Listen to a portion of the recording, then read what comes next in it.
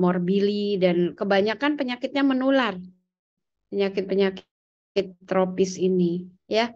Baik menular secara airborne atau menular melalui vektor atau menular melalui perantara lainnya, ya. Jadi pada saya karena waktu yang diberikan hanya pendek 7:20 hingga 9, jadi mungkin saya akan memberikan gambaran garis-garis besarnya aja terkait dengan penyakit tersebut. Ya, kita mulai dari dengue.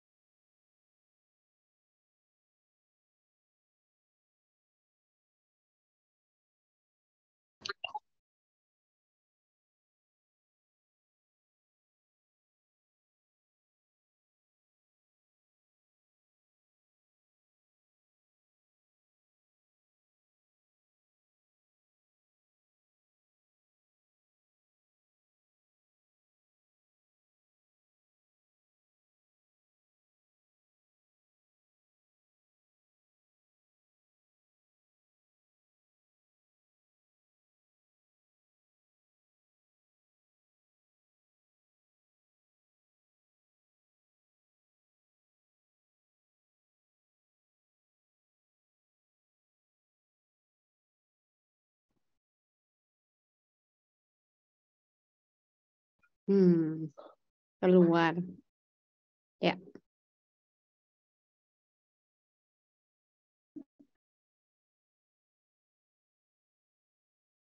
Ya, infeksi virus dengue lebih sering dikenal dengan demam berdarah dengue, dan pada saat ini kasus DBD masih cukup tinggi ya, dan nggak pernah hilang ya, sepanjang tahun pasti ada aja, ada outbreak-nya paling tingginya, tapi ada juga sepanjang tahun itu pasti ada kasus demam berdarah.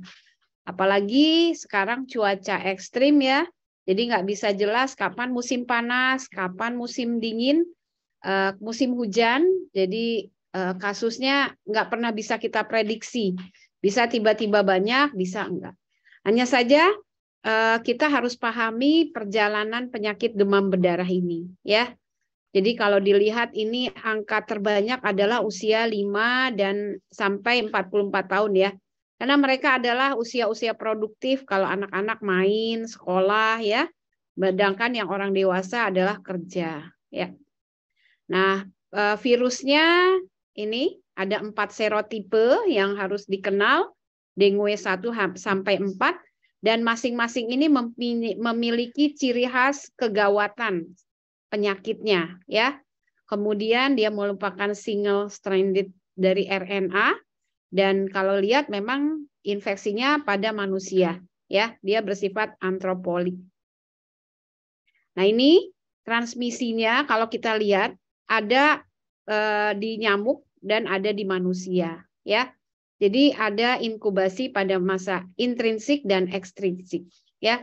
Ini terkait dengan perjalanan penyakitnya ya. Jadi manusia yang pertama ini menularkan. Nah, perjalanan nyamuk itu sekitar 100 meter ya.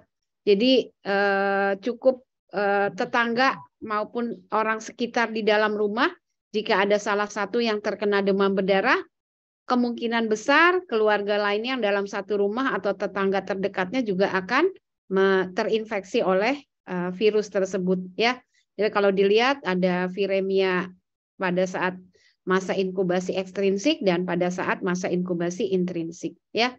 Ini butuh waktu. Makanya biasanya kalau adiknya dirawat dengan demam berdarah, tidak jarang 4 hari, 5 hari, atau 7 hari kemudian yang dirawat kakaknya, adiknya, atau keluarga lainnya dalam rumah tersebut.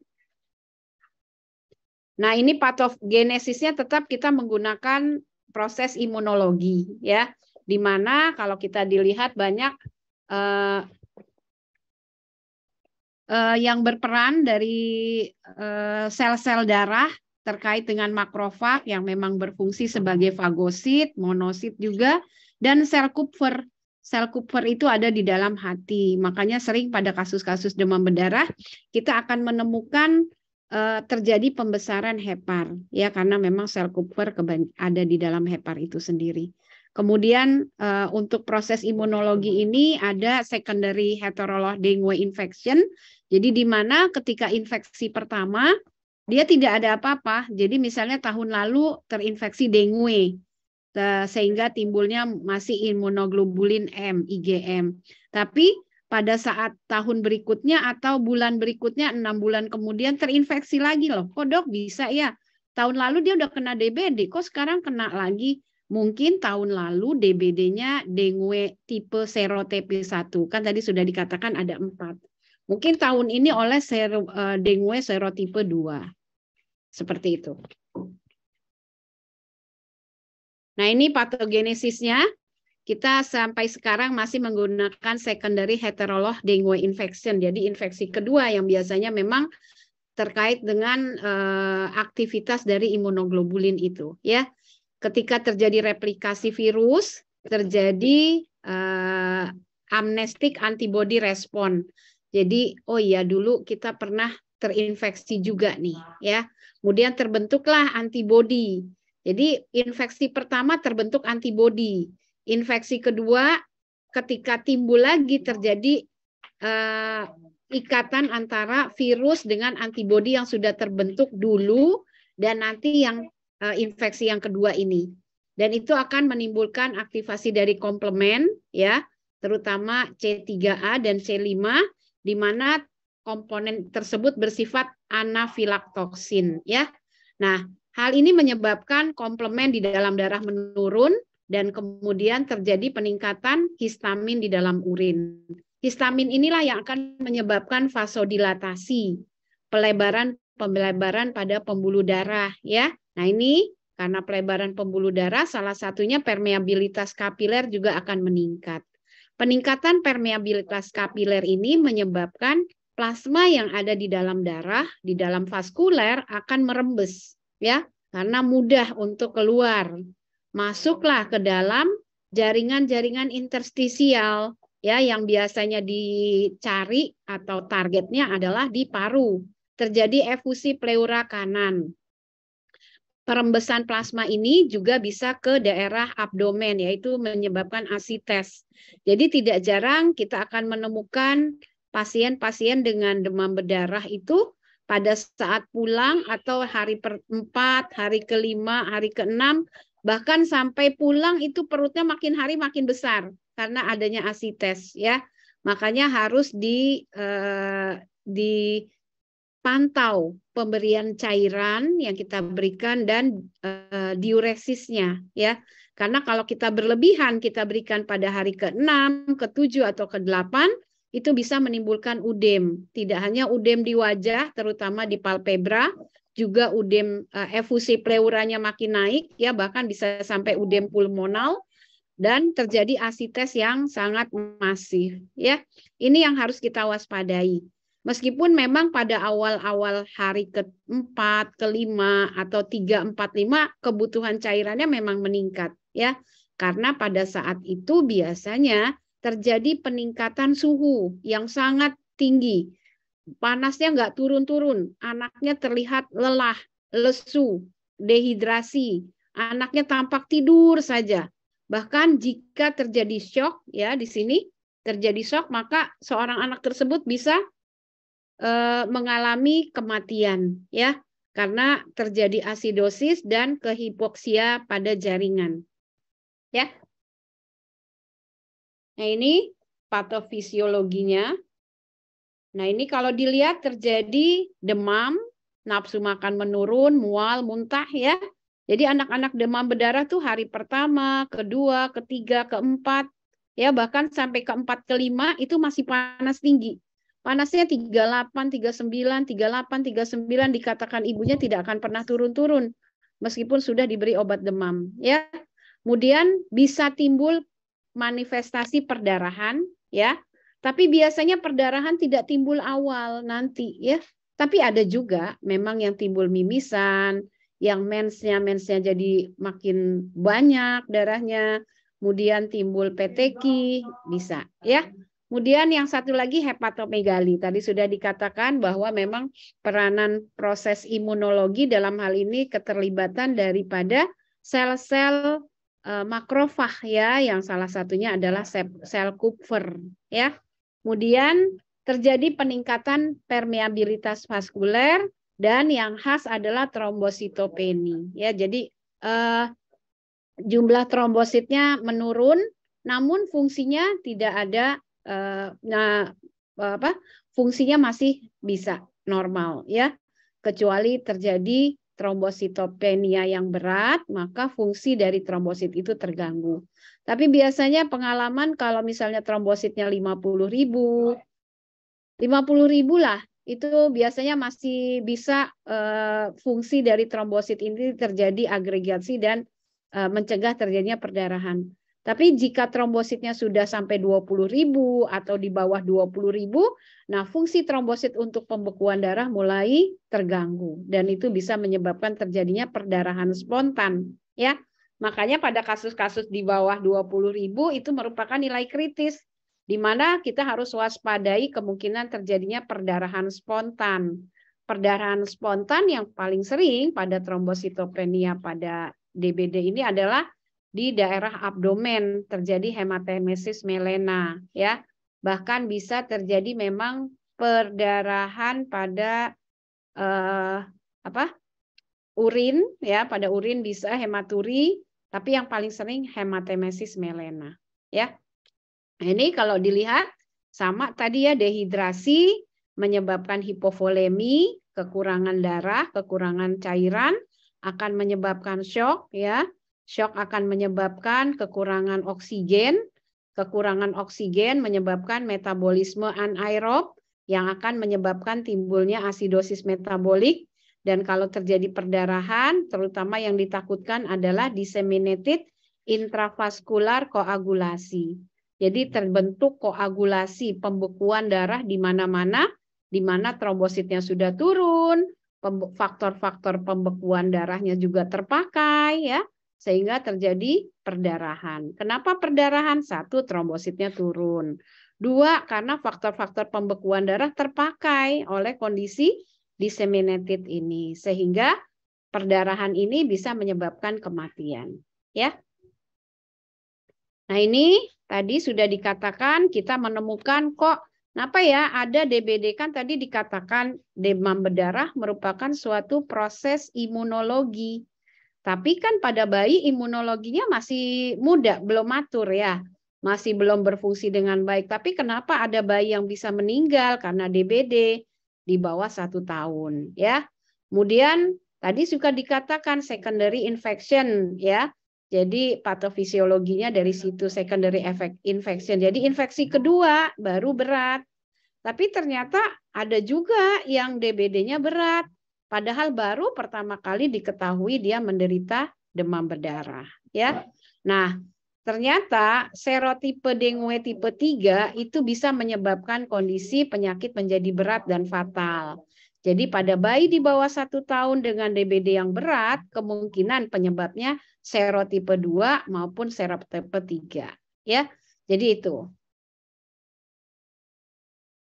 Virulensi virus memang turut berperan ya terhadap berat atau tidaknya gejala. Ya, jadi strain virus, adanya antibodi dengue, anti dengue ya akibat ibunya menderita demam berdarah. Memang sering ya. Ibu-ibu yang sedang hamil besar kemudian menderita trombositopeni atau demam berdarah dengue. Nah, ini hati-hati bayinya.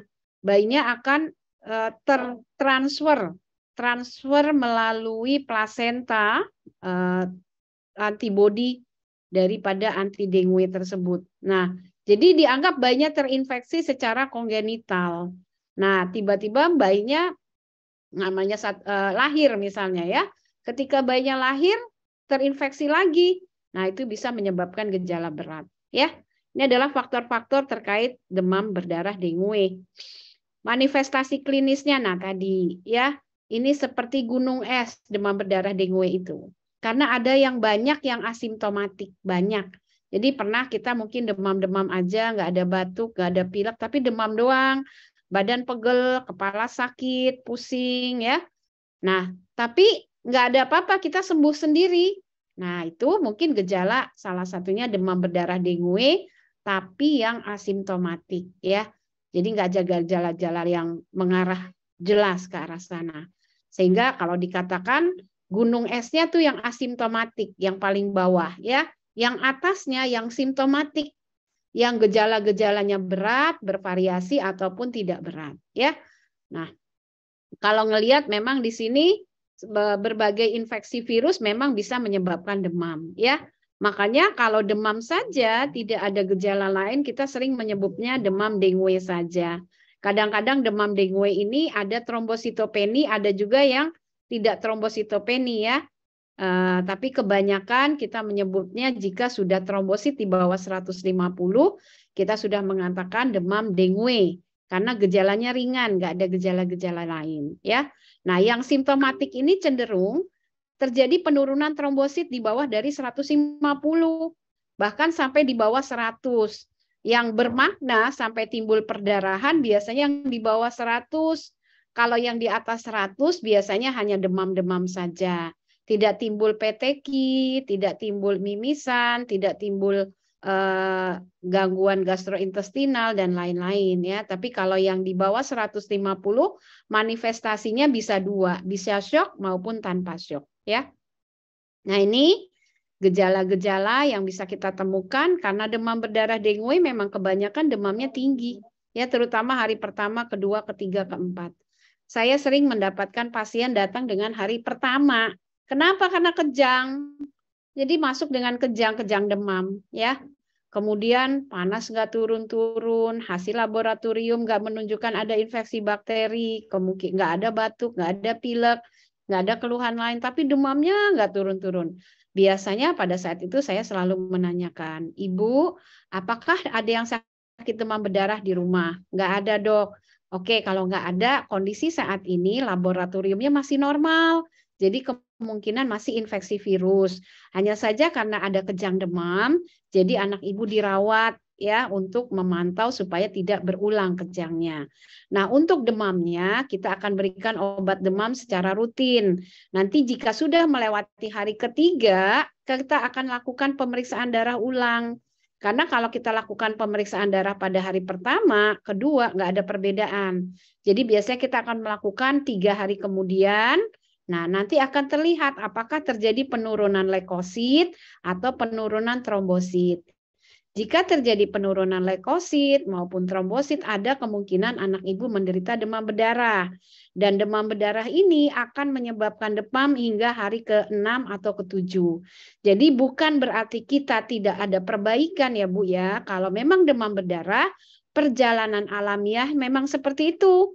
Dia tidak akan turun panasnya sebelum hari ke-6 atau ke-7. Jadi kalau sudah saya kasih antibiotik, Dok, kan masih demam sih, Dok.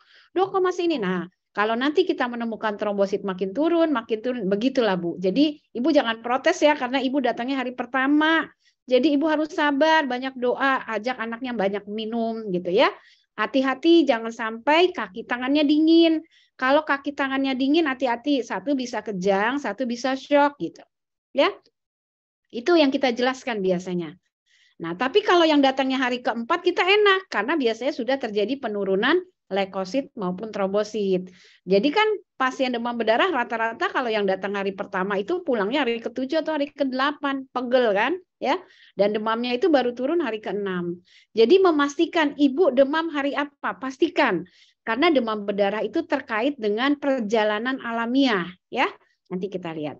Nah ini ya, perjalanan alamiah demam berdarah tuh seperti ini. Hari pertama, hari kedua, hari ketiga tuh temperatur begini aja manteng. Yang tadi saya bilang, jarang saya menemukan hari ketiga turun kecuali pasiennya shock.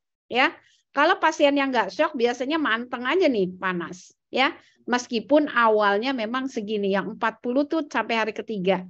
Kalau sudah hari keempat, kelima udah nggak sampai 40 lagi tapi masih demam. Ya, seperti itu.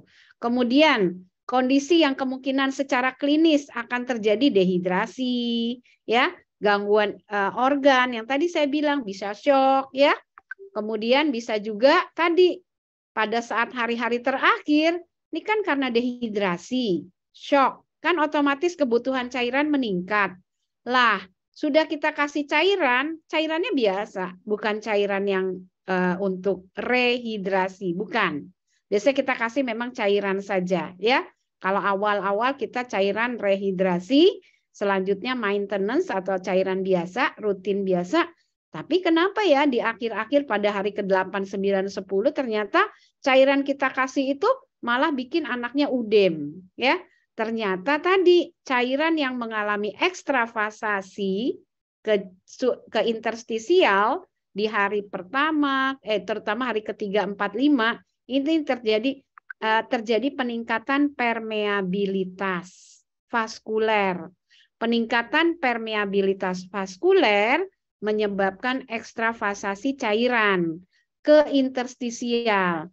Nanti pas hari ke-7, pas hari ke-8, cairan yang ke interstisial tiba-tiba datang lagi dia ke vaskuler. Ya, masuk lagi, balik. Nah, ini yang menyebabkan terjadinya reabsorption fluid overload. Ya, laboratorium. Kalau kita lihat hari pertama biasanya hematokrit normal. Hari ketiga mulai normal, tapi hematokrit akan mengalami peningkatan ya pada saat hari keempat, 5, 6, 7, 8. 4, 5, 6 terutama ya, 2 hari aja tuh. 1, 2, 3, sorry 3. Kalau dia datang hari ketiga berarti 3 hari. Kalau dia datang hari kedua berarti 2 hari. Ini akan terjadi peningkatan trombosit yang sangat bermakna karena dehidrasi. Kenapa dehidrasi? Karena ekstravasasi cairan dari intravaskular ke ekstravaskular, ke jaringan interstisial. Sehingga hematokritnya naik, darahnya kental. Ya. Jadi hematokrit ini sebenarnya 3 kali dari HB. Hematokrit ini menunjukkan kekentalan darah, ya. Nah, untuk trombosit terjadi penurunan pada hari ketiga. Makanya tadi saya bilang, hari ketiga pasca demam kita harus cek darah ulang. Kalau terjadi penurunan, kita cek ulang lagi nanti besoknya. Terjadi penurunan terus, kita lakukan pemeriksaan darah selama perawatan, ya. Kemudian secara serologi kapan kita menemukan imunoglobulin M dan imunoglobulin G, kita bisa lihat ya pada saat masa viremia belum kelihatan. Tapi nanti, nah kita kalau menentukan ini demam berdarah atau bukan sih, ya biasanya kita cek IgG IgM hari ke-6. Kalau kita cek hari ke-3, ke-4, ke-5, ke-6, kita nggak akan bisa menemukan imunoglobulin, ya. Tapi kita akan bisa menemukan kumannya, virusnya yang disebut pemeriksaan NS1, ya. Nah, ini kalau hari-hari pertama kedua, biasanya kita lakukan pemeriksaan serologi namanya NS1 dengue, ya. Tapi kalau sudah lewat, kita melakukan pemeriksaan IgG IgM, ya. Ini tanda-tanda kegawatan yang harus kita waspadai ke arah shock, ya. Demam, hemorrhagic manifestation, PTQ, mimisan, ya. Kemudian terjadi peningkatan permeabilitas kapiler yang berlebihan, sehingga kalau kita raba, akralnya dingin, anyep, ya. Badannya tuh dingin, anyep, ya. Bukannya dingin, tapi anyep, kayak keringetan, tapi nggak ada keringetnya, ya. Kemudian kita lihat juga gambaran adanya penurunan trombosit yang berlebihan dan peningkatan hematokrit. Nah, ini harus hati-hati. Ini ditambah ada gejala lain, nyeri perut yang berlebihan, ya. Udah demam, panasnya turun dok, saya lihat kemarin. Tapi anaknya tidur-tiduran aja. Kan normalnya kalau panasnya sudah turun ya anaknya berarti aktif lagi. Untuk melihat anak sehat, anak sakit biasanya kita pakai 1. Anaknya main, itu berarti sudah membaik. 2, mau makan, mau minum, berarti sudah membaik. Tapi kalau anaknya nggak mau main, tidur aja. Tidak demam, tapi anaknya tidur aja. Makan nggak mau, minum nggak mau, pipisnya kurang. Nah, berarti anak masih sakit. Jadi selalu saya sampaikan kepada orang tua, ibu, kalau anaknya sudah mau makan, sudah mulai duduk main HP, insya Allah sudah terjadi perbaikan. Ya, itu biasanya terjadi hari ke-6, ke-7, atau 7, ke-8. Ya. Nah, kalau kita lihat tadi ya, ada tanda-tanda warning sign, ya, kemudian tanpa warning sign, ya. Nanti kita lihat dia mau ngarah yang mana nih? Severe plasma leakage, perembasan plasma yang berat, severe hemorrhagic, ya, perdarahan hebat, mimisan, kalau yang lagi menstruasi berlebihan, atau ada severe organ impairment, ya, yang dimana ini bisa terjadi gagal ginjal karena diuresisnya berkurang, karena shock, karena hipovolemi, nggak ada plasma atau filtrasi glomerulusnya berkurang sehingga menyebabkan gagal ginjal akut, ya. Bahkan bisa juga menyebabkan encephalopathy dengue. Anaknya kejang, nggak sadar. Itu kita sebut encephalopathy dengue, ya. Ini kalau dilihat kriterianya untuk dengue ke arah warning sign, ya, probable dengue dan warning sign-nya. Yang harus diingat warning sign-nya. Karena kalau probable dengue ini bisa disebabkan oleh penyakit-penyakit lainnya, ya. Kemudian ini tanda-tanda warning sign lain, ya, abdominal pain, persistent vomiting, ya, jadi muntah-muntah terus-terusan, tapi yang paling sering sih ini, ya. Kemudian ini, ya, letargi lah ini. Kalau saya sering menemukan abdominal pain, dok nyerinya perutnya sakit. Udah perutnya sakit, udah perutnya juga asites gitu, ya. Ada tegang perutnya kayak ada cairan gitu, ya. Dan pembesaran limpa. Jadi kalau mau lihat abdominal pain, kemudian letargi, restlessness, kemudian liver enlargement, pembesaran hepar. Ini memang sering kita temukan, ya. Ini udah ada asites, heparnya membesar, gimana itu anak perutnya nggak sakit, ya. Ditambah tanda-tanda ke arah shock. Jadi abdominal pain ini salah satunya juga adalah penanda ada kemungkinan nanti akan jadi shock anaknya. Nah ini ya plasma leakage yang tadi perembesan plasma, ya, manifestasi perdarahan. Nah ini alur diagnosisnya uji bendung bisa. Kalau masih bisa, tapi kalau enggak kita langsung pemeriksaan H2TL biasanya. Kalau enggak ada kliniknya, enggak ada pemeriksaan darah, enggak ada laboratorium, ya uji bendung aja. Karena uji bendung ini salah satunya adalah melihat fungsi daripada trombosit, ya. Nah, lihat demamnya kurang 3 hari atau lebih dari 3 hari. Kalau kurang dari 3 hari, ya kita lihat ada kegawatan, mastiin. Kalau demam berdarah kurang dari 3 hari udah shock, kemungkinan bukan demam berdarah. Kemungkinan dia salah ngitung, ada 2. Bukan demam berdarah atau salah ngitung hari demamnya, ya.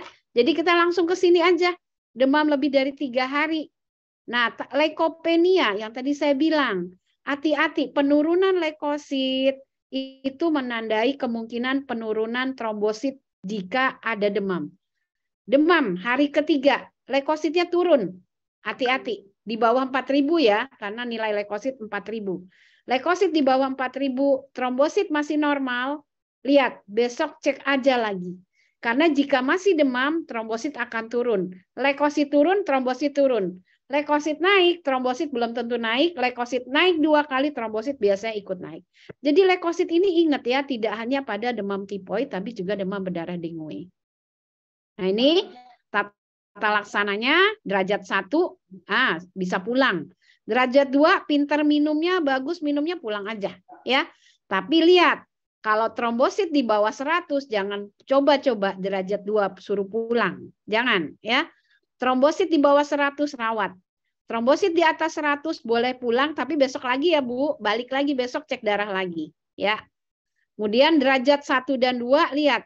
Kalau dehidrasi, kalau tadi kan minumnya bagus.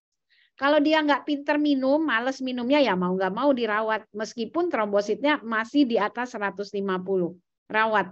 Karena dehidrasi akan mempercepat terjadinya derajat 3, shock pada demam berdarah. Ya. Bayangkan, anak panas tinggi sampai hari keempat. Malas minum. Udah panas tinggi, kebutuhan cairan meningkat, minumnya malas, demam makin tinggi. Karena salah satu penyebab demam adalah dehidrasi. Ya, apalagi sudah demam, dehidrasi 2 kali lipat kemungkinannya. Jadi bisa terjadi dehidrasi. Kalau terlambat bisa terjadi dehidrasi yang berat yang disebut shock. Ya. Nah, ini karena dia shock, kita harus menggantikan cairan. Cairan yang harus kita berikan pertama yang kristaloid. Ya, kristaloid ini cairan yang isoosmolar. Osmolaritasnya sama, ya, dengan osmolaritas darah kita, ya. Kalau nggak ada NaCl, Tapi jangan pakai NaCl lah, insya Allah sekarang di seluruh pelosok udah ada ringer laktat ya. Karena NaCl kurang, hanya natrium sama klorida. Sedangkan kalau ringer laktat itu sudah lengkap ya. Ada natrium, ada klorida, ada kalium, kan elektrolit itu natrium, kalium, klorida minimal ya. Ditambah linger laktat dan linger asetat, ada base korektor, korektor asam basa. Kalau tadi lihat ada terjadi hipovolemi. Hipovolemi menyebabkan volume cairan yang beredar berkurang, terutama dalam hal ini darah ya. Akibatnya terjadi oksigenisasi perfusi jaringan berkurang, anoksia. Anoksia akan menyebabkan metabolisme anaerob.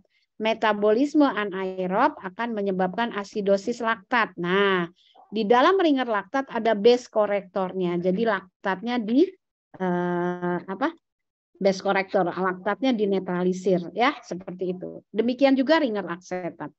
Kalau penggantian cairan dengan kristaloid ini tidak berhasil, baru kita menggunakan koloid ya, cairan yang lebih berat.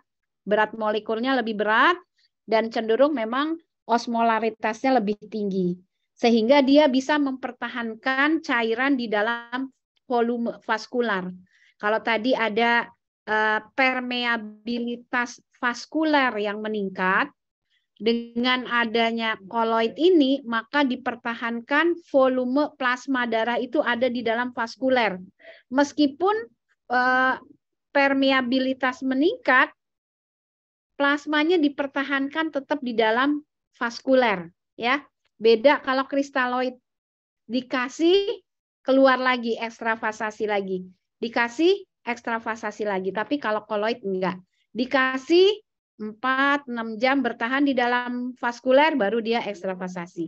Jadi kalau enggak mempan, biasanya pakai ini. Ya. Nah ini tata laksana shocknya, tetap awali dengan kristaloid. Setelah kristaloid, baru dengan koloid. Ya. Aduh. Dan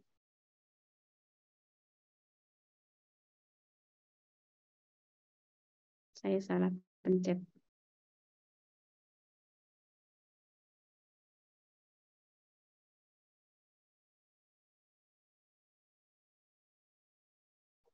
Ya, ini pemeriksaan laboratoriumnya.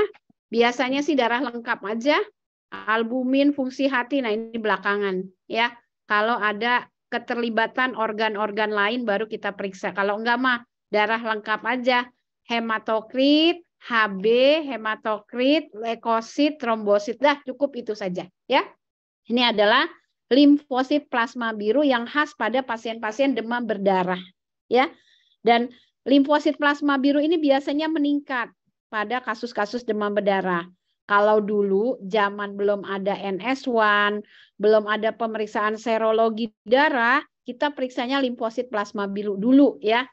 Capek. Kalau sekarang sudah ada pemeriksaan serologi, jadi kita jarang menggunakan limfosit plasma biru lagi. Kalau dulu melihat limfosit plasma biru naik, ya udah demam berdarah. Kalau sekarang periksa aja NS1 atau IgG, IgM, udah beres ya. Oke, ini adalah efusi pleura yang sering terjadi ekstravasasi, ekstravasasi cairan akibat permeabilitas darah yang meningkat, ya permeabilitas vaskular yang meningkat, terjadi penimbunan cairan terutama di lateral kanan, ya. Kemudian bisa juga di asites, ya, seperti itu. Nah ini diagnosis bandingnya, namanya panas tinggi, infeksi virus, pikirkan aja influenza, ya. Oh nggak ada batuk pilek dok, ya udah nggak ada batuk pilek, mungkin campak, ya karena hampir sama gejalanya merah. Cuman kalau campak ruamnya makula papular, kalau DBD res merah doang, ya. Kalau dia makula dan papular, rubella papular biasanya lebih kecil lagi, ya. Atau tipes. Cuman kalau tipes kan nunggu sampai 5 atau 6 hari baru kelihatan, ya. Mungkin ini saja yang biasa saya sampaikan terkait untuk demam berdarah. Kita tutup dulu ya. Oke. Nanti buka lagi. Selanjutnya saya buka dulu.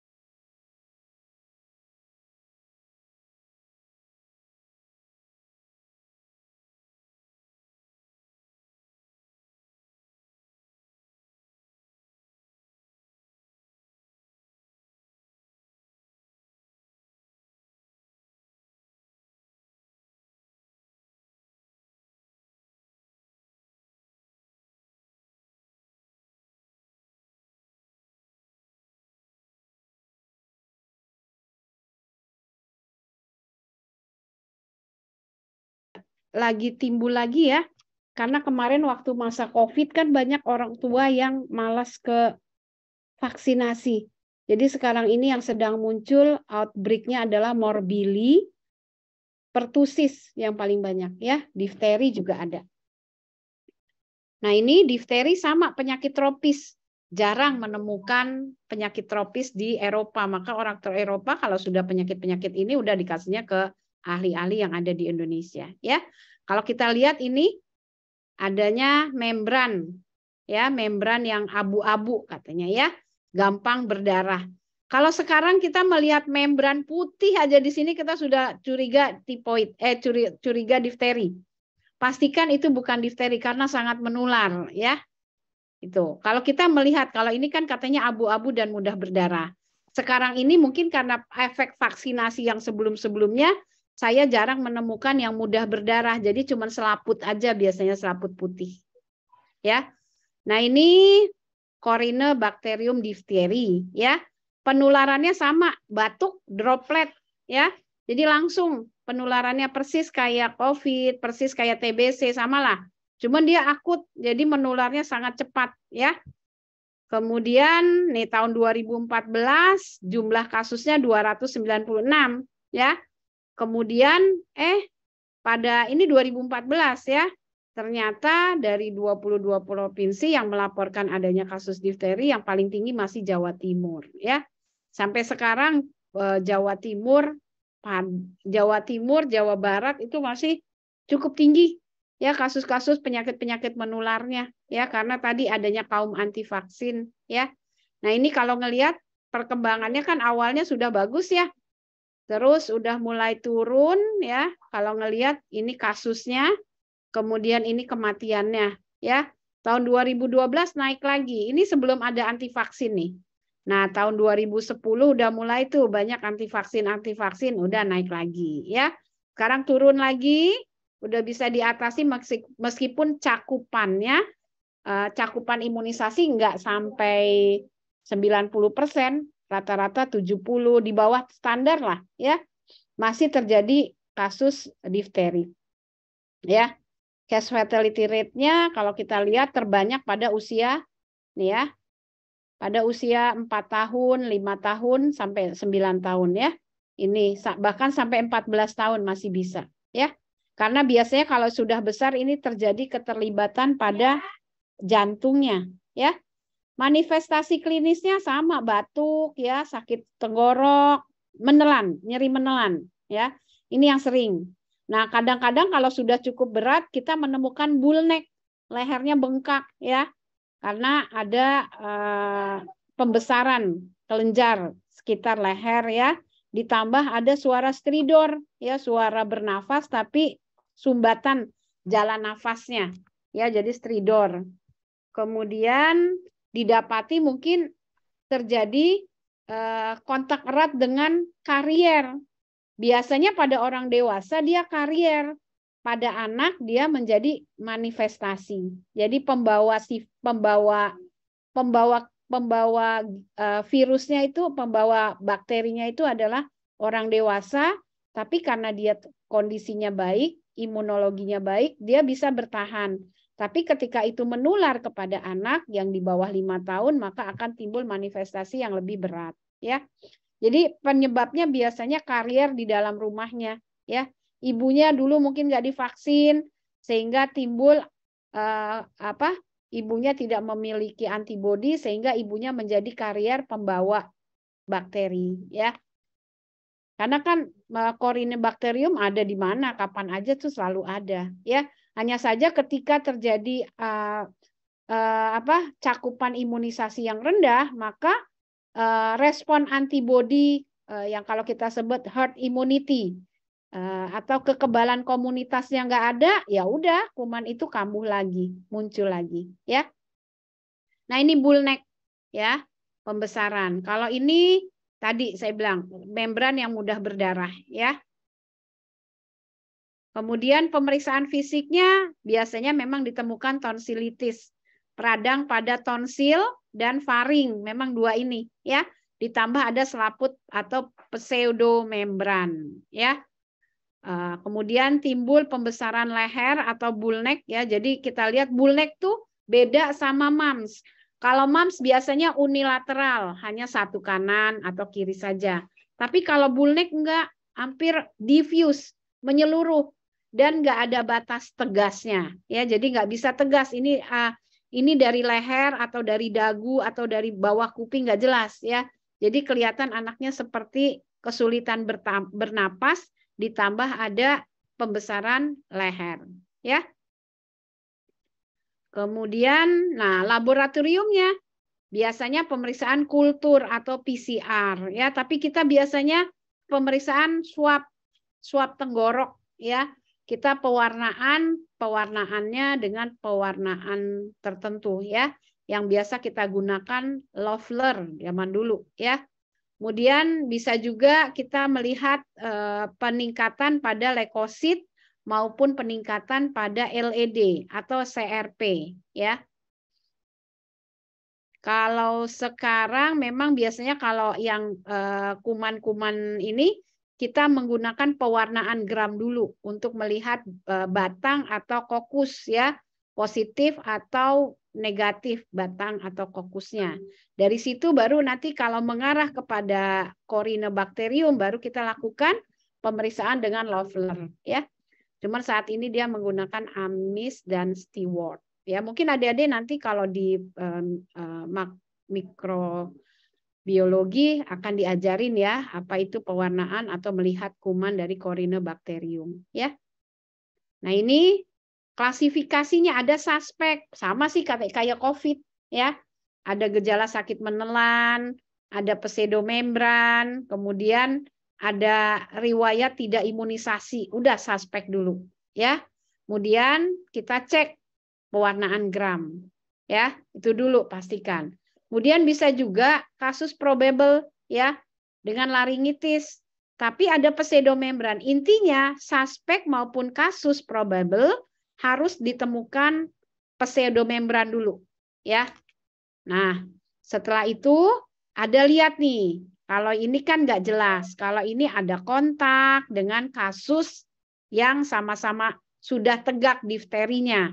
Kalau ini nggak jelas kasusnya. Kalau ini jelas, pernah kontak dengan kasus penderita difteri. Dan itu sudah tegak dengan pewarnaan atau dengan diagnosis dokter. Ya.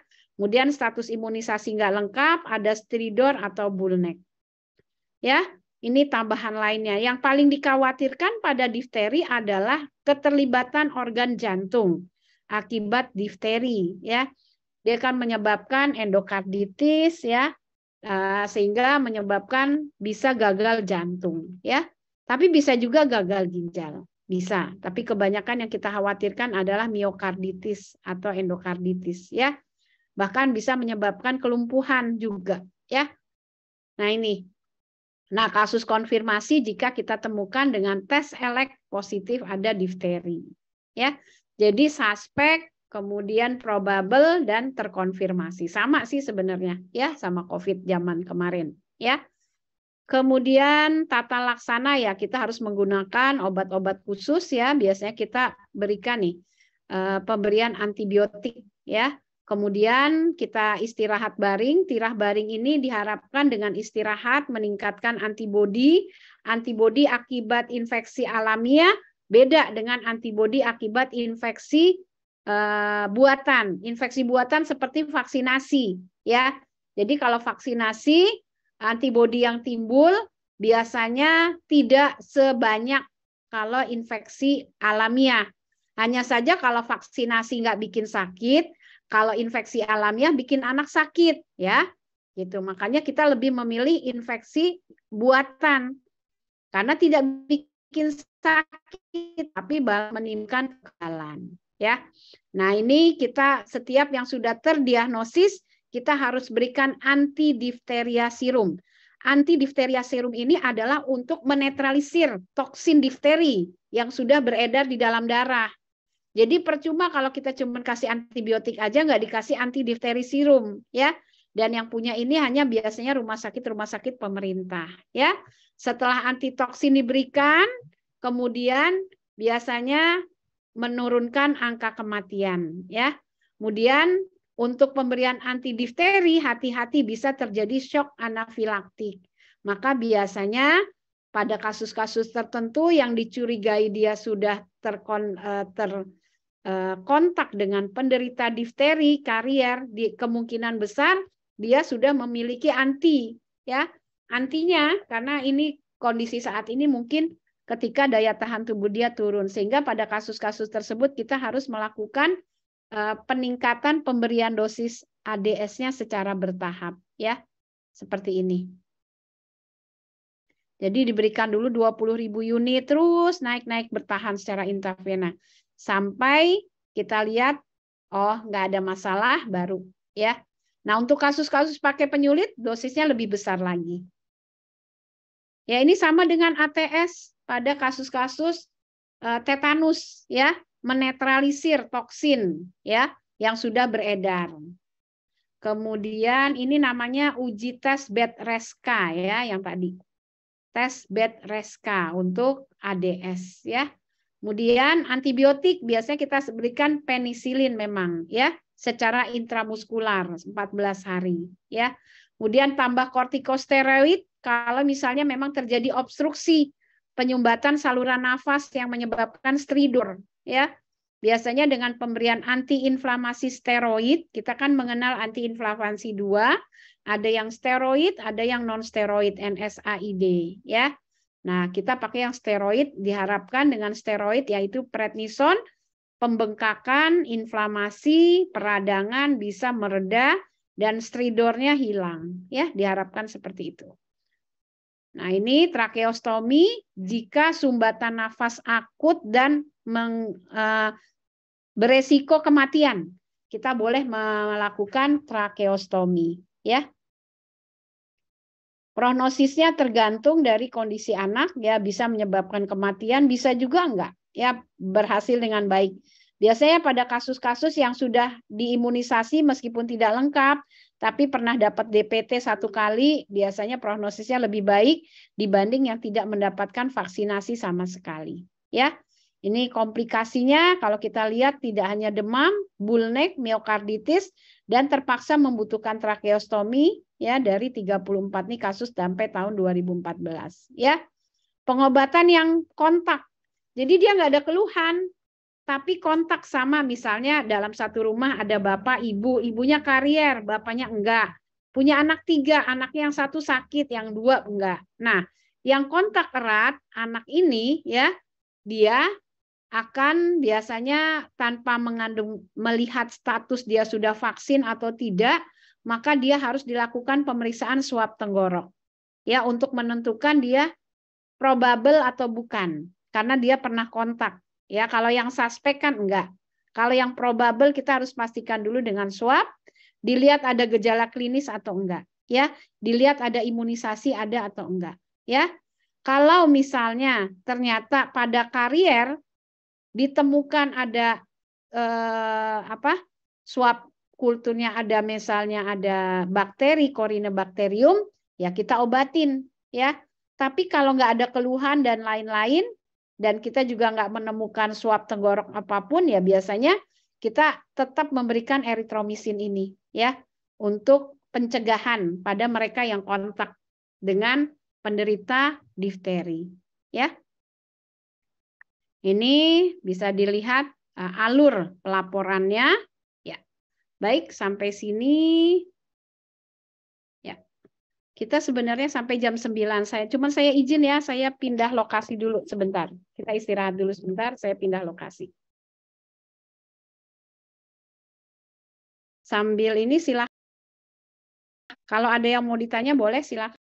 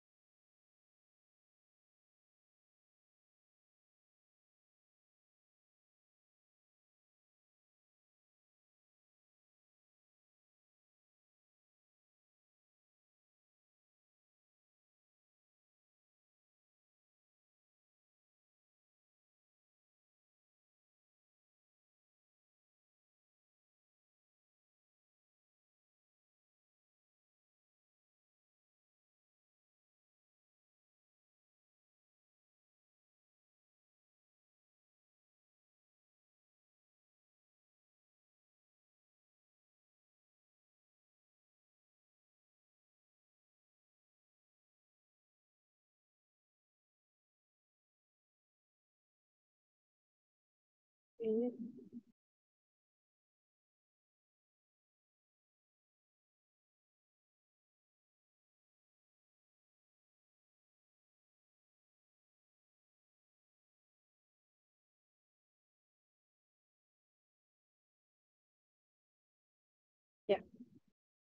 kita langsung ke kasus pertusis ya. Difteri sama pertusis hampir sama-sama batuk ya. Cuman kalau difteri itu batuknya stridor. Ada hambatan pada saat ekspirasi ya.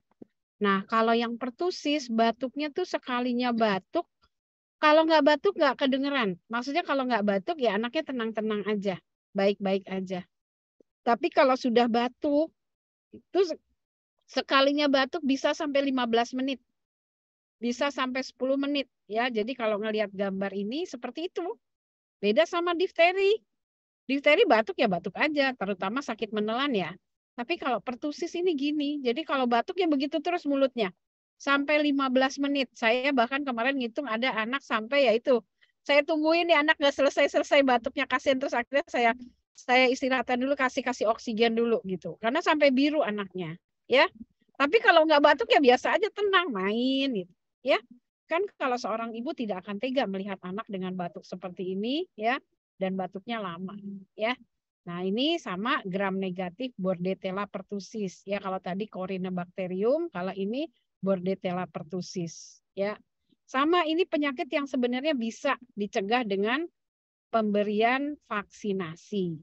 Kita menyebutnya batuk rejan, batuk 100 hari, ya, batuk spasmodik. Kenapa spasmodik?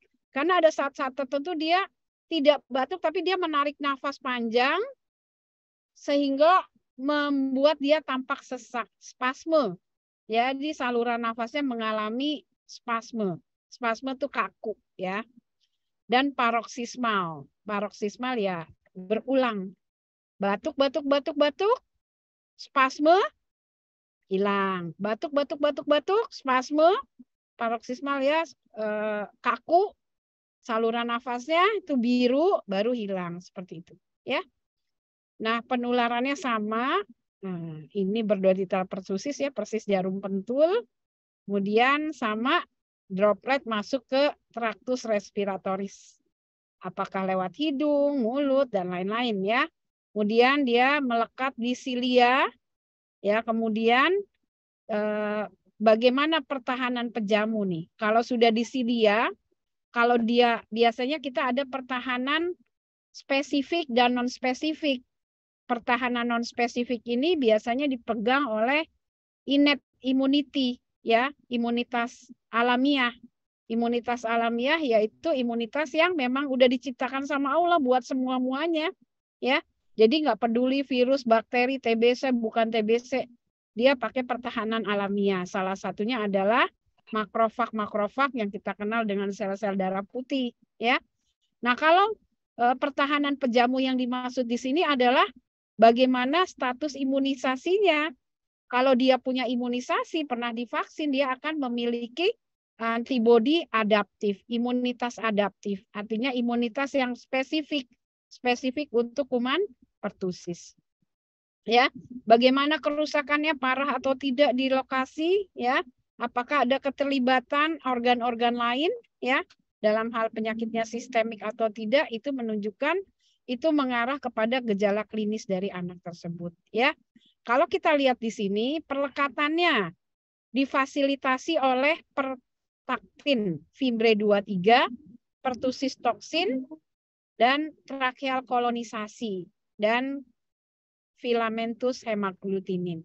Ya, jadi dia menempel lekat, menempel kuat, melekat dengan kuat dengan disilia, difasilitasi oleh hal tersebut yang ada di bakteri pertussis ini, ya.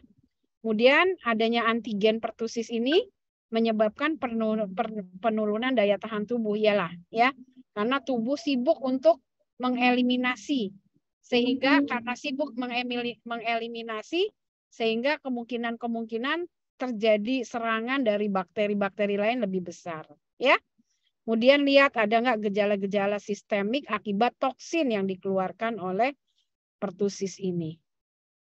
Masa inkubasinya rata-rata seminggu ya. Bisa sampai 10 hari, tapi biasanya ya memang 1 minggu yang lalu memang pernah mengalami seperti ini gitu ya. Nah, kita lihat ada stadium kataral, di mana stadium kataral ini biasanya pada stadium yang batuk-batuk biasa, tapi juga sudah menunjukkan gejala-gejala batuk yang agak lama. Nah, yang paroksismal nih yang parah ya. Kalau kataral biasanya kayak infeksi yang lain. Ada batuk, ada pilek, ada sakit kepala, ada demam, ada res, merah wajahnya, ada ya. Tapi yang paroksismal ini yang khas ya. Kemudian baru stadium konvalesen ketika penurunan jumlah batuknya berkurang secara bermakna. Nah, ini stadium penyembuhan, batuk menghilang secara bertahap. Nah, ini yang tadi saya bilang pada saat terjadi spasmodik paroksismal, spasme bronkus, spasme trakea, spasme saluran nafas di langit-langit ya, itu bayi itu bisa mengalami apnu ya. Gimana dia bisa bernapas? Orang lagi kaku, kan kalau bernapas harus ada elastisitas dari saluran nafas ya. Nah, itu menyebabkan sianosis, kekurangan oksigen, akhirnya bisa menyebabkan kejang. Ya.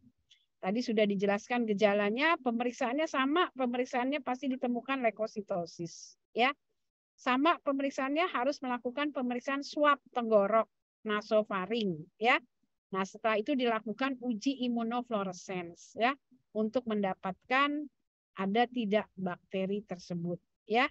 Bisa juga dengan pemeriksaan PCR atau enzim imunoglobulin IgG dan IgM. Ini sudah ada nih ya pemeriksaan ini. Baru jika ada gejala-gejala lain terkait dengan retraksi, kebutuhan oksigen yang meningkat, kita lakukan pemeriksaan ronsen torak ya. Kalau nggak ada gejala ronsen torak, ya biasanya kita tidak lakukan.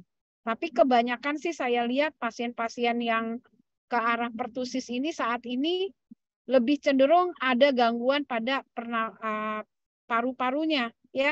Jadi sebenarnya dia sudah sakit batuk ini sudah lama di rumah. Cuman ya tadi saya bilang kalau lagi nggak batuk anaknya baik-baik aja.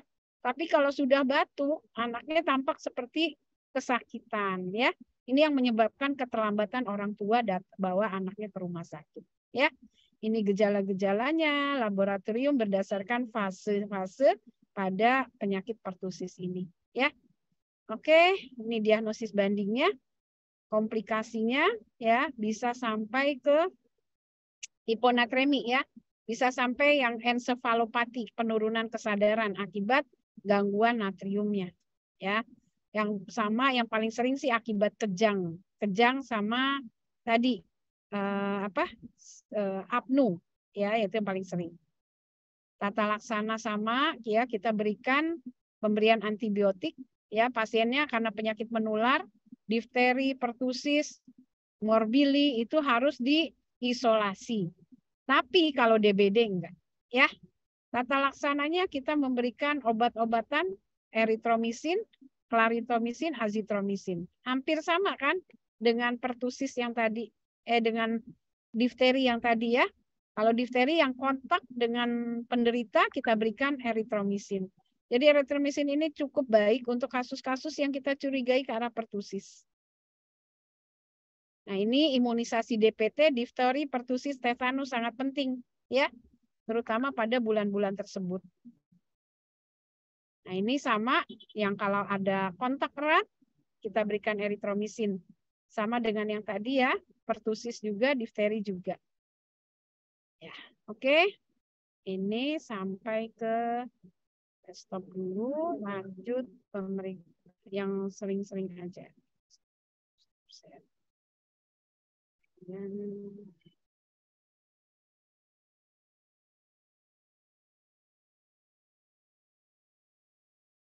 Mams, tampak dulu deh.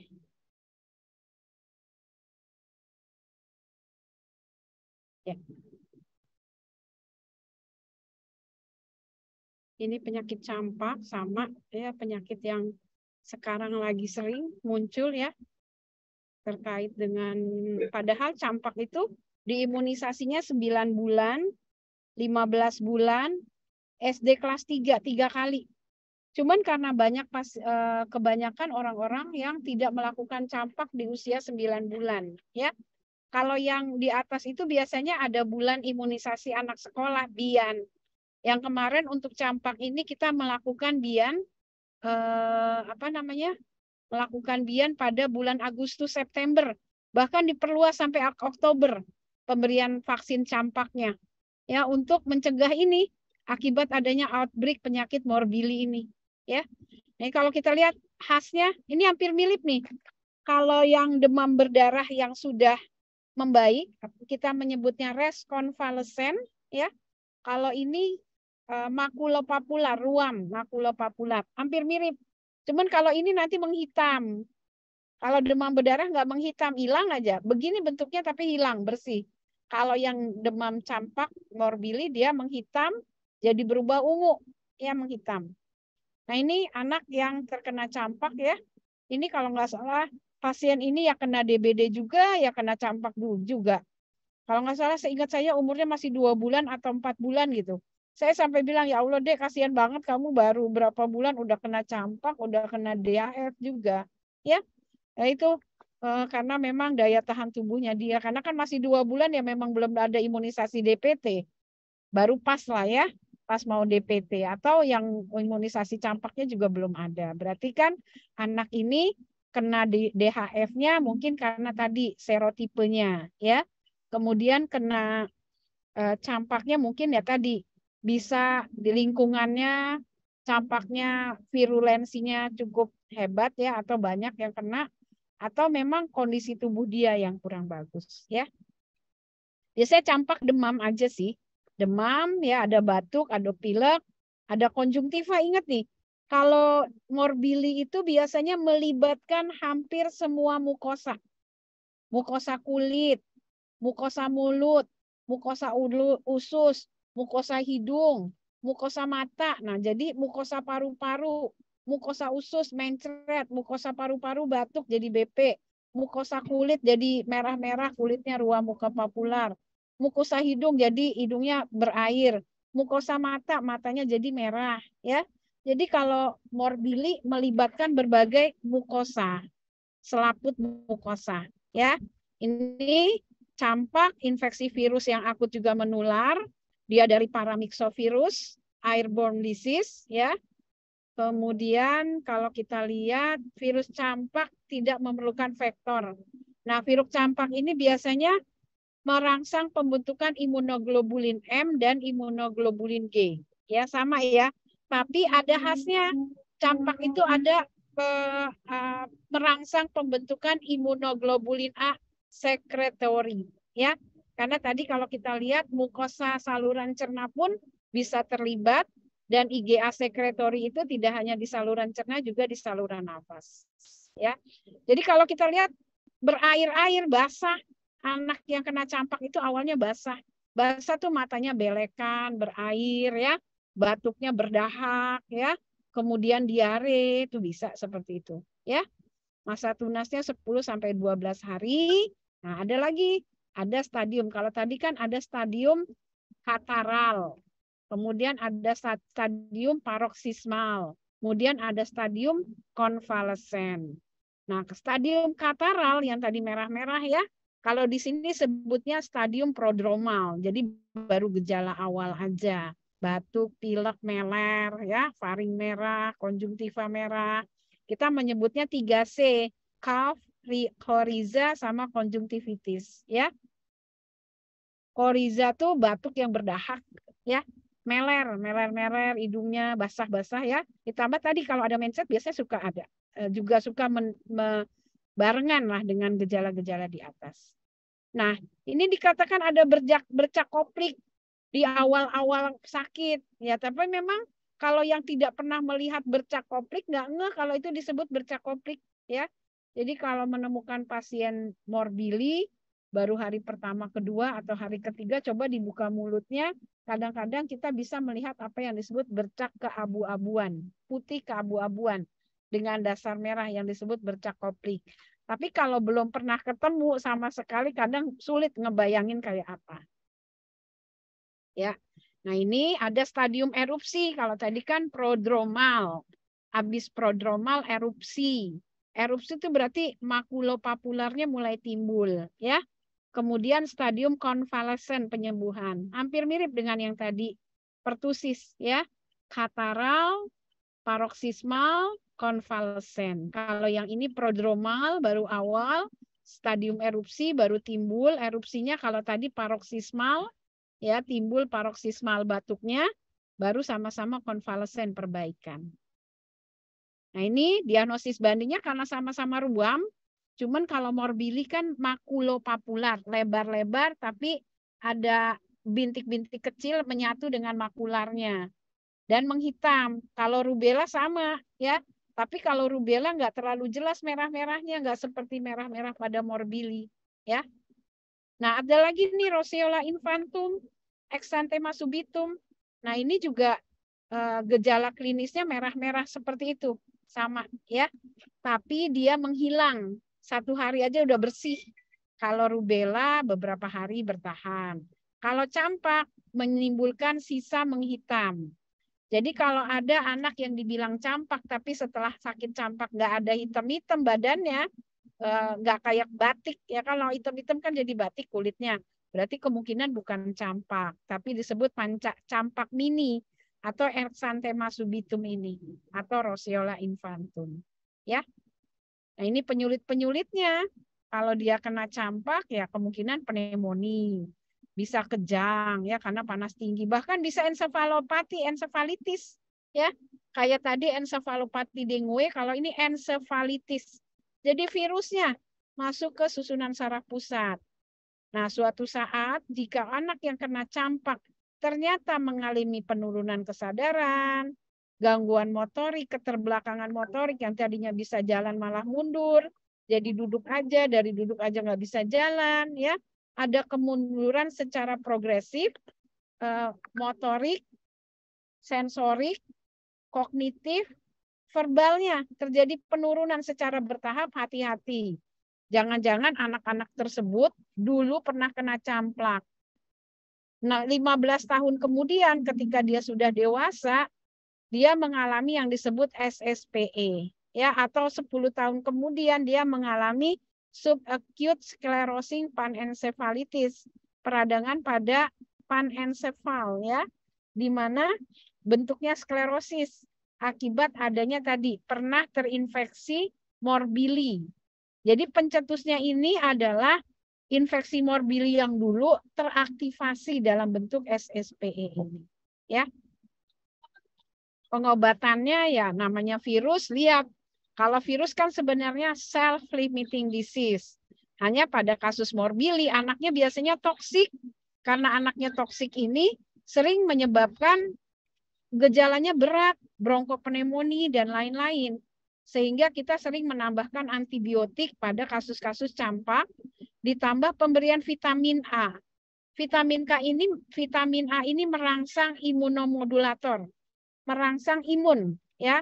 Perangsangan imun ini akan membantu si anak untuk bisa mengatasi penyakit yang disebabkan oleh virusnya.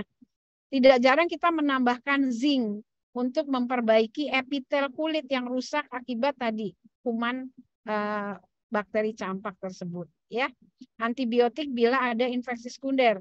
Balik lagi, kebanyakan yang datang ke kita dengan infeksi sekunder. Apakah diarenya, apakah demamnya, apakah demamnya hiperpireksia, diarenya dehidrasi berat atau dehidrasi sedang. Kemudian kalau batuk jadi pneumonia. Nah, rata-rata mereka datangnya seperti itu. Beberapa hari kemudian baru timbul, atau 1 hari kemudian baru deh timbul merah-merahnya, ya. Seperti ini. Oke, ini pencegahannya sama vaksinasi morbili atau campak. Saat ini morbili tidak dalam bentuk morbili saja, tapi sudah dalam bentuk morbili dengan rubella. Jadi vaksinasi yang dilakukan jangan morbili saja, morbili dengan rubella dimulai pada anak usia 9 bulan. Nanti diulang pada anak usia 15 bulan. Nanti diulang lagi pada anak usia kelas 1 atau kelas 3 sekolah, ya. Seperti ini. Ini peningkatan kasus campak karena tadi ya cakupannya aja masih rendah, ya. Jadi karena cakupan rendah tidak ada herd immunity. Karena tidak ada herd immunity, kekebalan komunitas, ya gampang timbul wabah lagi.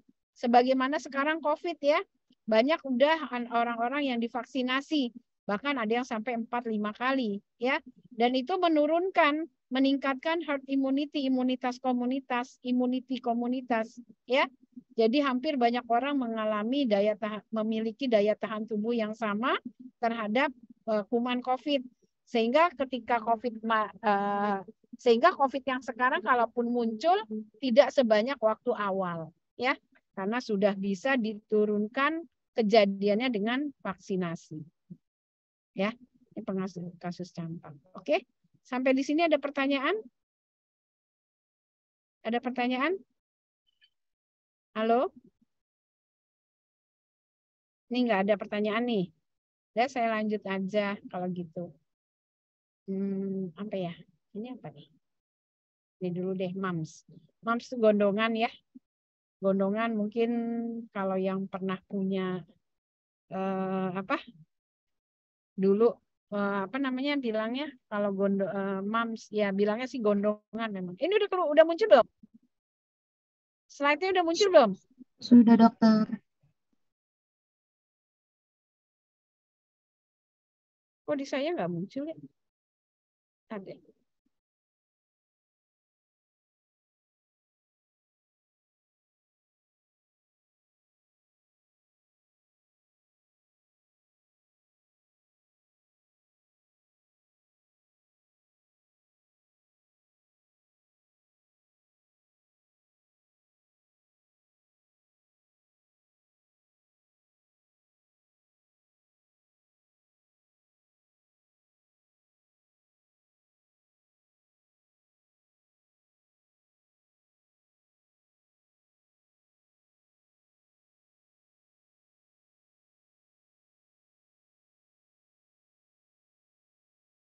MAMS gondongan ya.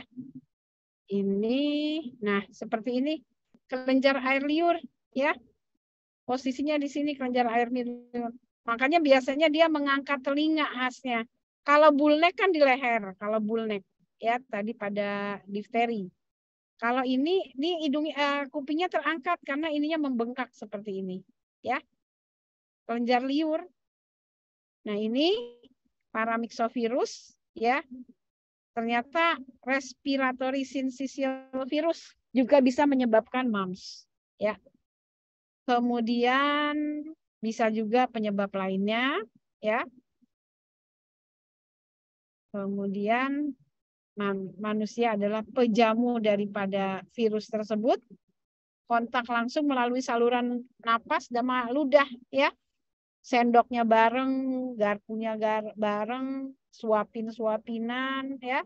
Kemudian memakai gelas bersama, sedotan bersama ya. Bahkan dari saluran nafas aja bisa. Bukan harus melalui kontak ya lewat barang-barang yang pernah disentuhnya. Karena memang di air liurnya ya. Sebagian memang kebanyakan pada anak-anak sekolah, jarang pada anak bayi, jarang pada anak TK. Rata-rata sih setahu saya 5 tahun ke atas lah yang sering mendekat ini. Dan juga yang di atas 12 tahun udah jarang. Artinya kan memang penyakit-penyakit tertentu mempunyai masa-masa kemungkinan resiko yang besar pada tahun-tahun tertentu. Tergantung dari penyakitnya. Ya, kalau COVID misalnya pada anak yang lebih besar, 20 tahun ke atas. Sedangkan kalau penyakit-penyakit infeksi kebanyakan pada anak-anak usia sekolah. Kalau penyakit-penyakit infeksi lain ternyata lebih banyak pada anak-anak yang pada anak-anak tertentu yang pada usia tertentu, ya. Jadi kalau dilihat ini memang rata-rata umur sekian. Nah, ini virusnya menyebar dari manusia sama reservoirnya manusia. Sama dengan DHF, reservoirnya manusia ya. Yang disebut tadi external period inkubasi ya. Ini juga ya. Jadi jadi kita juga susah nih. Hanya saja memang kalau sudah ketahuan virusnya bahwa dia menderita morbili atau anaknya menderita morbili ya kita berupaya menjaga jarak ya. Jadi kadang-kadang kan yaitu lagi bertemanan nih, anak sama ibunya nemenin di sekolah ya, kemudian tiba-tiba anak yang ini kena morbili. Ibu yang pernah kontak anaknya dengan ibu yang anak penderita morbili harus memberitahu ya, karena kemungkinan ya komorbili mams ya. Nah ini karena gampang sekali ya. Biasanya kita selalu menanyakan di lingkungannya ada nggak, ada. Biasanya 6 orang, 5 orang sama-sama sakit yang sama ya. Tapi nggak apa-apa, ini mah anaknya biasa main-main aja, ketawa-ketawa aja, jarang yang demam. Kalaupun demam ya demam hangat-hangat aja. Rata-rata anak yang mams ini ya happy-happy aja, nggak kelihatan sakit, cuman kalau buka mulut katanya sakit gitu ya. Kemudian yang paling harus diperhatikan adalah terkait dengan penderitanya. Kalau penderitanya laki-laki, kemungkinan virus ini akan masuk ke epididymis testis ya. Jadi akan menyebabkan epididymitis. Nah, nanti ke depannya dia bisa menyebabkan varises, varikokel, bisa menyebabkan infertilitas ya, akibat infeksi pada epididimidisnya, pada testisnya gitu. Itu aja sih perhatiannya pada penderita laki-laki. Pengobatannya self-limiting disease, obat antipiretik ya, obat vitamin. Udah, untuk pembengkakannya supaya nggak makin bengkak ya hindarin makanan-makanan yang merangsang air liur. Pedas kan merangsang air liur tuh. Kalau misalnya banyak makan pedas ya pasti nggak cepat sembuhnya ya. Kemudian pedas, kemudian makan makanan yang merangsang asam. Nah itu ya, kurangin makanan seperti itu supaya terhindar dari komplikasi, cepat sembuh ya. Kalau cepat sembuh terhindar komplikasi. Manifestasi klinisnya tadi ya sudah jelas. Oke, sampai di sini ini parotitis bersifat simptomatis.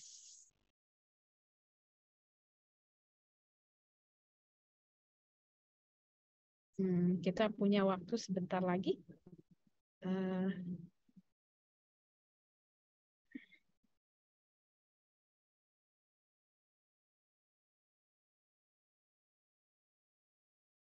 Ini apa ya? Ini demam berdarah. Ini difteri.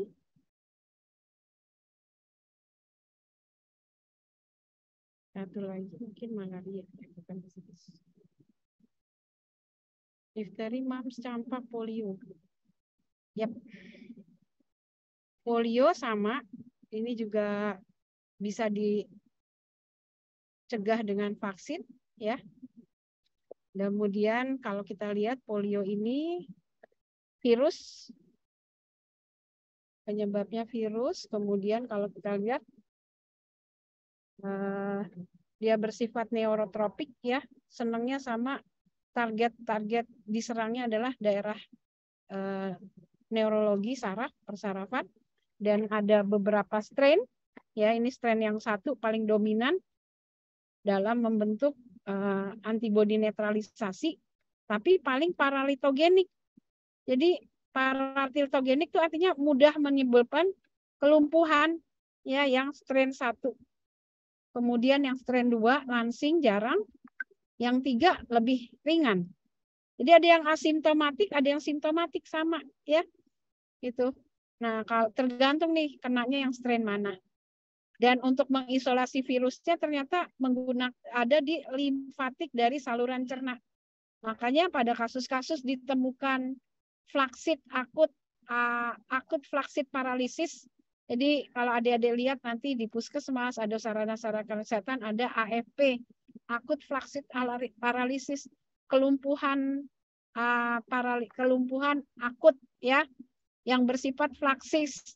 Jadi kelumpuhan itu ada yang kaku, spastis. Ini ada yang letoy, flaksit ya. Kalau yang kaku CP, cerebral palsy, gangguannya di susunan saraf pusat. Tapi kalau flaksit, letoy, layu, lemah layu ya, itu biasanya dari susunan saraf perifer. Kita pikirkan bahwa di lokasi tersebut jangan-jangan ada polio. Yang mana? Nah, itu kita biasanya mengambil feses dari penderita ya.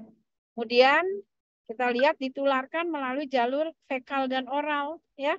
Persis seperti diare, rotavirus, kolera dan lain-lain ya. Cuman ini paralisis komplikasinya ya. Kemudian dia memang senang reseptornya ada di tenggorok, di usus ya. Jadi memang dia mengawali dulu di oral, tenggorokan, baru masuk ke usus. Dari usus baru tadi timbul respon yang menyebabkan nanti akan terjadinya paralitik ya. Multiplikasi sel-selnya berkembang biak masuk ke dalam limfa. Dari limfa ke pembuluh darah. Sebagian besar di saluran cerna malah menyebabkan viremia. Gejalanya tapi asimptomatik ya. Kemudian manifestasi minor asimptomatik. Tapi ada juga infeksi abortif ya dengan gejala ya nyeri tenggorok, nggak enak di perut, demam, pegel-pegel, sembuh ya. Tapi ada juga poliomyelitis non paralitik. Gejalanya sama abortif artinya bagus lagi, membaik ya. Kalaupun ada lemes-lemes kayak nggak bisa jalan ya cuma sehari 2 hari setelah itu membaik ya. Ini ada 2 infeksi abortif dan polio non paralitik ya. Nanti gejala-gejala ini walaupun ada nanti akan berkurang biasanya. Ya. Gejala mayor yang di mana poliomyelitis non paralitik mirip dengan poliomyelitis non paralitik. Namun ada kelemahan khasnya nih ya, kelemahan pada satu atau beberapa komponen otot. Udah jam berapa nih? Ya. Kemudian ini kelumpuhannya jelas ya, kelumpuhannya pada satu atau otot skelet dan asimetris biasanya. Misalnya misalnya kelumpuhannya pada betisnya aja, yang kanan, yang kiri enggak, asimetris ya. Kemudian kelumpuhannya bersifat unilateral, tapi nanti lama-lama naik ke atas baru bisa menjadi simetris ya. Kemudian kelumpuhan tergantung dari lesi dari susunan saraf pusat. Tergantung kalau spinal ya berarti di daerah femoris ya. Kemudian jadi kita lihat seperti ini bahwa kalau gejalanya mayor, kita harus lihat bentuk kelumpuhannya ya, asimetris atau tidak. Kemudian ascending atau descending ya. Kemudian kalau misalnya kita sudah curigai, kita lakukan pemeriksaan feses rutin. Setelah itu baru kita lihat gejalanya. Tipe bulbar berarti di susunan saraf kranial. Kalau tipe ensefal berarti gangguannya penurunan kesadaran, kejang dan lain-lain, ya. Bahkan ada gejala post polio sindrom. Setelah 15 tahun kemudian dia mengalami AFP yang tadi saya bilang. Jadi awalnya nggak apa-apa. Kecil sakit tapi baik-baik aja. Nah, tiba-tiba dalam satu komunitas itu ada anak umur 15 tahun, ada anak umur 20 tahun, kok tiba-tiba dia lumpuh ya? Makin hari kelumpuhannya makin berat. Nah, jangan-jangan dia post polio sindrom, ya. Polio itu obatnya susah, ya. Jadi memang faktor imunisasi sangat penting untuk mencegah penyakit-penyakit tersebut. Nah, ini diagnosis bandingnya. Ada sindrom Guillain-Barré, mielitis transversa. Cuman kalau mielitis transversa, kelainan sensorik dan motoriknya setinggi spinal yang rusak. Kalau polio kan enggak. Ya.